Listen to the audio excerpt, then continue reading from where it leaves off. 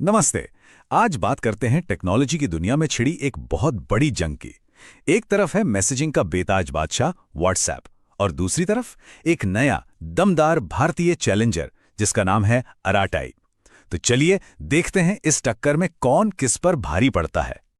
तो सवाल सीधा सा है, क्या व्हाट्सएप का जो किला है वो वाकई इतना मजबूत है कि उसे कोई हिला भी नहीं सकता, या फिर क्या हमें सच में एक ऐसा चैलेंजर मिल गया है जो इस पूरे गेम को बदल सकता है? तो मिलिए आरातेई से। ये एक मेड इन इंडिया ऐप है जो सच कहूं तो रातों रात सुर्खियों में आ गया है। और इसकी वजह, इसकी पॉपुलैरिटी में एक ऐसा जबरदस्त उछाल आया है ना, जिसे कोई भी इग्नोर नहीं कर सकता। अब मन में सवाल आता है, ठीक है उछाल आया, पर कितना बड़ा? तो सुनिए, सिर्फ 3 दिनों के अंदर इसके डाउनलोड्स 100 गुना बढ़ गए। जी हां, 100x। ये कोई मजाक नहीं है, ये वाकई में बहुत बड़ी बात है। लेकिन असली सवाल तो ये है कि क्या ये सिर्फ एक हवा का झोंका है जो कुछ ही दिनों में थम जाएगा, या अराटाई में सच में वो दम है जो व्हाट्सएप जैसे किंग को टक्कर दे सके। चलिए अब जरा गहराई में उतरकर इसकी पड़ताल करते हैं। ठीक है, तो सबसे पहले ये समझते हैं कि आखिर ये अराटाई ऐप है किसका, मतलब इसके पीछे कौन खड़ा है। देखिए, अराटाई किसी नए नवेले स्टार्टअप का ऐप नहीं है। इसे बनाया है ज़ोहो कॉरपोरेशन ने। और ज़ोहो कोई छोटा मोटा नाम नहीं है। ये भारत की एक बहुत बड़ी और कामयाब टेक कंपनी है जो 1996 से मार्केट में है। ये बिजनेस के लिए सॉफ्टवेयर बनाती है जिसे सैस कहते हैं, और दुनिया भर में इसके 100 मिलियन से ज़्यादा यूजर्स हैं। और सबसे मज़ेदार बात, ये कंपनी पूरी तरह से भारतीय है, अपने दम पर खड़ी हुई है बिना किसी बाहरी फंडिंग के। तो मतलब इसके पीछे एक बहुत मजबूत इंडियन बैकबोन है। तो चलिए अब ये देखते हैं कि अराटा में ऐसा क्या खास है, मतलब वो कौन से फीचर्स हैं जो व्हाट्सएप यूजर्स को अपनी तरफ खींच सकते हैं। तो सबसे पहली बात, अराटाई में वो सारे बेसिक फीचर्स तो हैं ही जिनकी हमें आदत पड़ चुकी है, मतलब texting, voice video calls, media sharing, ये सब कुछ है। पर यहाँ एक छोटा सा ट्विस्ट है। जहां व्हाट्सएप के ग्रुप में एक लिमिट होती है, अराटाई के ग्रुप में आप 1000 मेंबर्स तक जोड़ सकते हैं। तो मतलब बेसिक लेवल पर ही ये एक कदम आगे निकल जाता है। लेकिन असली खेल तो इसके यूनिक फीचर्स में है। जैसे एक है पॉकेट्स। ये समझिए कि आपके अपनी एक डिजिटल जेब है जहां आप जरूरी नोट्स, लिंक्स कुछ भी सेव कर सकते हैं। फिर है मेंशन व्यू। सोचिए जरा, जितने भी ग्रुप्स में किसी को मेंशन किया गया है वो सब एक ही जगह दिख जाए, कितना आसान हो जाएगा सब कुछ। तीसरा, ऐप के अंदर ही मीटिंग शेड्यूल और रिकॉर्ड की जा सकती हैं। चौथा, इसे एक साथ 5 डिवाइसेस पर चला सकते हैं, यहां तक कि एंड्रॉयड टीवी पर भी।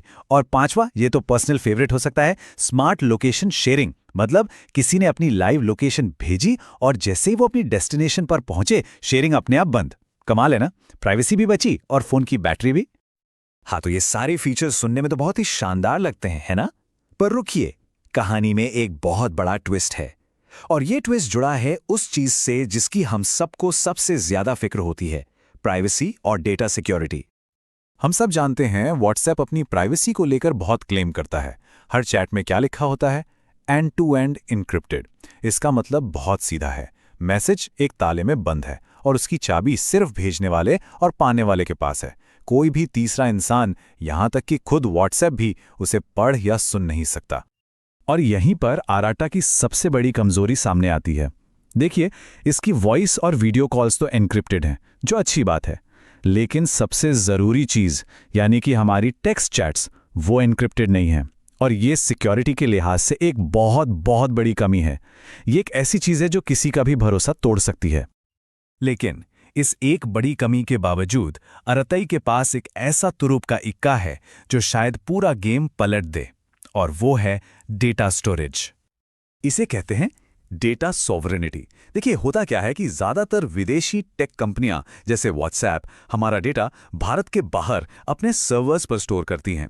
लेकिन ज़ोहो, जो अराटा की पेरेंट कंपनी है, उसके डेटा सेंटर्स यहीं भारत में हैं, चेन्नई, मुंबई और दिल्ली में।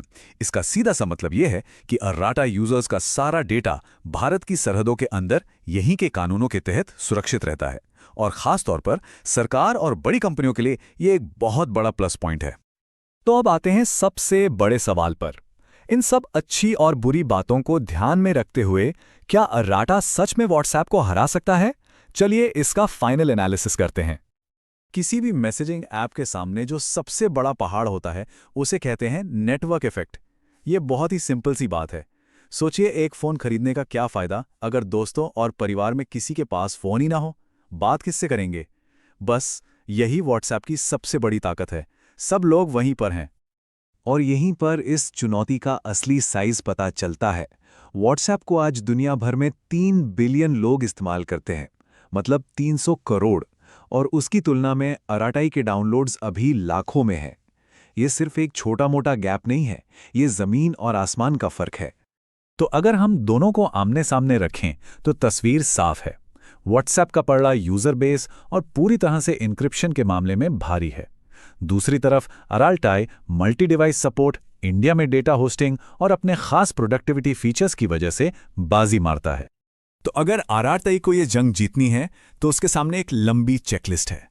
सबसे पहले और सबसे ज़रूरी, चैट्स के लिए full end to end encryption लाना ही होगा, कोई दूसरा ऑप्शन नहीं है। फिर ऐप को एकदम स्मूथ और भरोसेमंद बनाना होगा। विश्वास जीतने के लिए एक इंडिपेंडेंट प्राइवेसी ऑडिट भी करवाना पड़ेगा। और हाँ, सबसे मुश्किल काम, व्हाट्सएप के उस विशाल नेटवर्क इफेक्ट को तोड़ना होगा। तो कुल मिलाकर निष्कर्ष क्या निकलता है? यही कि अराटा सिर्फ व्हाट्सएप की एक और कॉपी पेस्ट ऐप नहीं है। इसके अपने यूनिक फीचर्स हैं, डेटा होस्टिंग का एक बहुत बड़ा स्ट्रैटेजिक फायदा है और ये वाकई में एक सीरियस चैलेंजर है। लेकिन आखिरी सवाल अब भी वहीं का वहीं है। क्या एक मजबूत चैलेंजर होना ही एक ग्लोबल जायंट के खिलाफ लंबी रेस जीतने के लिए काफी है? क्या सिर्फ कुछ नए फीचर्स और मेड इन इंडिया का टैग उस नेटवर्क को तोड़ पाएगा जिसमें हम सब पहले से ही शामिल हैं? इस जंग का नतीजा इस बात पर निर्भर करेगा कि भारतीय यूजर्स अपनी आदत और सुविधा को ज्यादा महत्व देते हैं या फिर प्राइवेसी, डेटा सिक्योरिटी और नए इनोवेशंस को। ये देखना वाकई दिलचस्प होगा।